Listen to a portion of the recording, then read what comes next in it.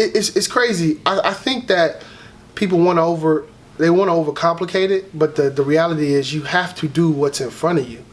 What I see happens now is artists build a brand on Twitter or on Instagram. They might have a few thousand followers, and somebody might give them a show, and they don't do any shows, and somebody might, hey, you can come do my 20 kids at the Salvation Army, I can't pay you, and they won't do it because the sound system not good or this not good. They're like, oh well, but what they don't realize is that like Twitter or the social media world is the same way you build that is the same way you have to build the tour base. So you have to start somewhere, because even if you get the shot of 500 students the first time, dude, you want to grow and get better at touring, like at doing live shows. So any opportunity to do shows is an opportunity to get better. But people gotta understand, you gotta crawl, you gotta walk. And I know for me, a lot of times when I was touring and working on touring, like I wasn't managing my social media as good as I wanted to, because as an indie artist, you only have so much time.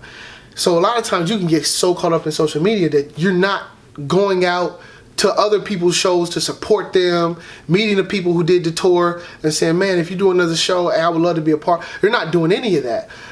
Or they'll see another artist who I call the 3% of artists who they kind of become a freak accident where they take off. That doesn't happen to a majority of artists.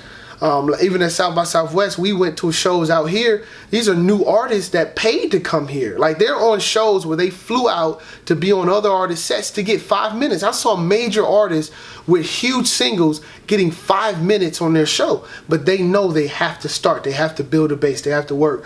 And so I encourage y'all. I'd be like, man, you just got to go out and grind. You got to get uncomfortable. You got to do the shows that are.